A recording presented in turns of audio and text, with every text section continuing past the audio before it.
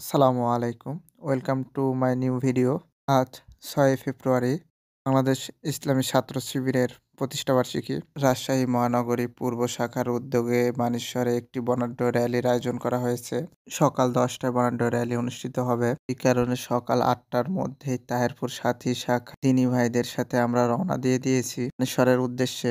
আমরা সকাল ৯:৪০-এর মধ্যে মানেশ্বর সরকারি কলেজ মাঠে এসে উপস্থিত হলাম। এইদিকে দেখি অন্যান্য শাখার দিনী ভাইয়েরা এসে উপস্থিত হইতাছে। তারপর আমরা যেখান থেকে বর্ণাঢ্য র্যালি অনুষ্ঠিত হবে সেই দিকে আমরা রওনা দিলাম।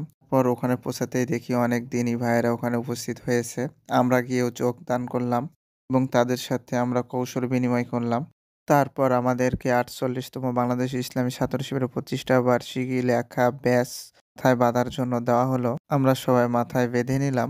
এরপর দায়িত্বশীল ভাইয়েরা আমার হাতে বাংলাদেশ ইসলামী ছাত্র শিবির লেখা পতাকাটা দিল। পতাকা হাতে নিয়ে একটু ভিডিও করলাম।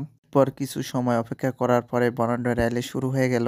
আমি মনে করি একটা মানুষকে আদর্শবান মানুষ হিসেবে গড়ে তুলতে বাংলাদেশ ইসলামী ছাত্র শিবিরের ভূমিকা অনেক। আপনার ছেলে কিংবা মেয়েকে আদর্শবান মানুষ হিসেবে গড়ে তোলার জন্য বাংলাদেশ ইসলামী ছাত্র শিবিরে ভর্তি করা প্রয়োজন।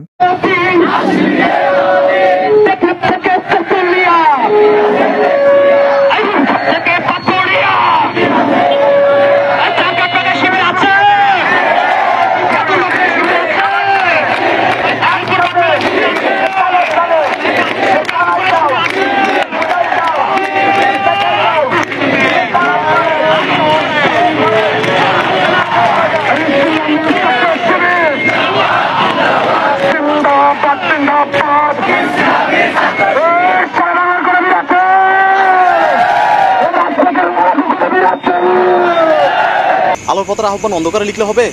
লেখো তোমরা, আমি আছি। নারায়ে তাকবীর আল্লাহু আকবার, নারায়ে তাকবীর আল্লাহু আকবার, নারায়ে তাকবীর আল্লাহু আকবার, আল্লাহু আকবার। তিমির আধার হতে এসেছি আলোর পথে, আমাদের গতি কভু হয়নি তো ধীর।